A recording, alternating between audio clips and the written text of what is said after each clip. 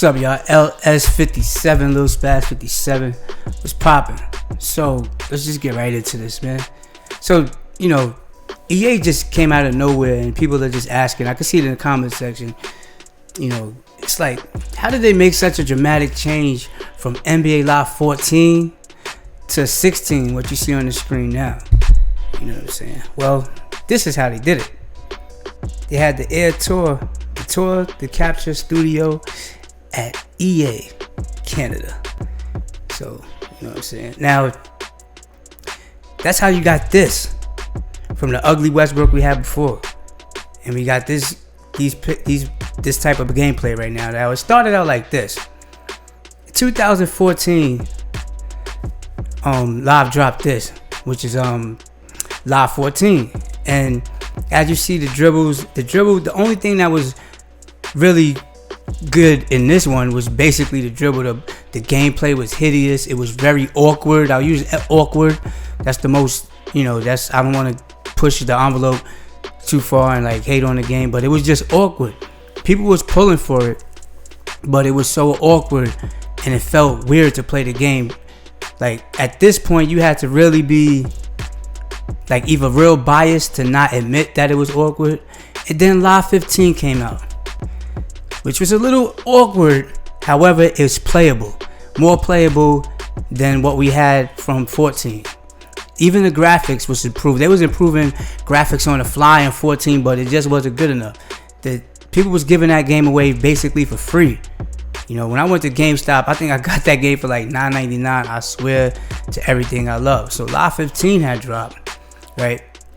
And then they made a dramatic change, like such a dramatic change. Like you was like, uh-oh. You look at it, whether you want to admit it or not.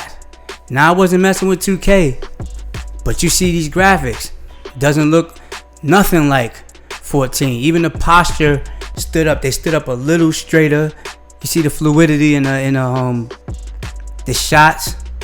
You see it's a little smoother, However, the Live 15 that we have now is the gameplay.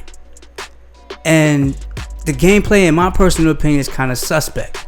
You know what I'm saying? Because there's times where you could just run up to the court and do whatever you want. You see it if you play Ultimate Team or anything head-to-head and live. Like, it's so easy to score. Like, you get buckets with no problem. You know what I'm saying? Look at this pick and roll. You see the physics right there, however.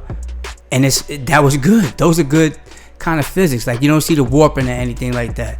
You know what I'm saying? And people, you could be biased all you want, but at the end of the day, I'm telling you guys now, unbiased opinion, Live's gonna step it up. Now, this from the sim perspective, it's gonna be very difficult to get on 2K level. You know what I'm saying? However, Live still has an advantage there at that point because arcade is where it's at, man. Like, the kids love arcade. You feel me? Now look at Live 16.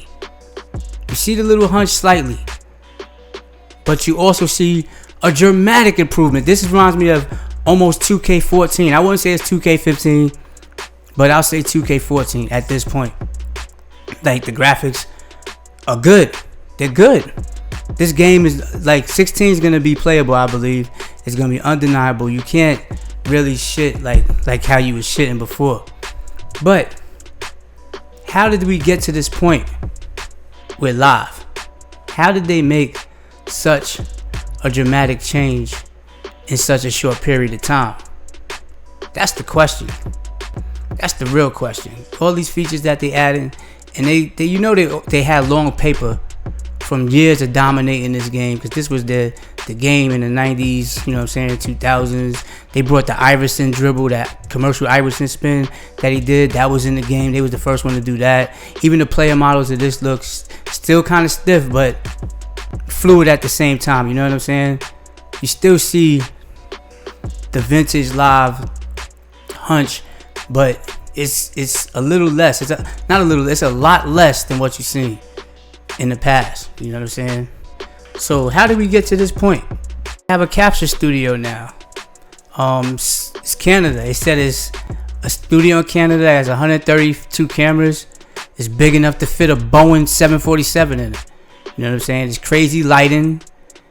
Said that they're using full body mocap suits. You know what I'm saying? And I'm not gonna go verbatim, but I'll leave the link in the description if you haven't seen it. I'll tell you that much. I'll do that. You know what I'm saying? And it's a good article. It's a good read. It shows you basically how everything came about and how Live made this jump from when we saw all the trashiness in 14 to the game in 15 to what we have now. You know what I'm saying? So it's gonna be a fun year for basketball. You know what I'm saying? For those that really like the game, that really want to play the game and you know what I'm saying, and enjoy basketball. You know what I'm saying? And competition, it needs to be back, because let's face it, like if you put 2K under that pressure, they're gonna step their game up even more. You know what I'm saying? And then, you know, EA is gonna step their game up even more, and we're just gonna have competition back. You know, and everybody's gonna eat. This is gonna be a good thing right here. It's gonna be like Pacquiao and Floyd Mayweather, the way the hype was for that fight. You know what I'm saying? Like the biggest hype we had in years. You feel me? Now, don't go and say, oh well, the fight was whack. No, this fight ain't gonna be whack. I'm just saying the hype for that is that huge. But that's how EA came about and came up out of E3, and that was the biggest shocker. Like if you didn't see the graphics, the graphical change, and I don't know what's wrong with it. I can't call it. I really can't. So leave your comments in the comment section. Ellis57. I'll see you on the next video. Link in the description if y'all want to read on how EA blew up and got these graphics to where it is right now. And I'll see you on the next video, man. Peace.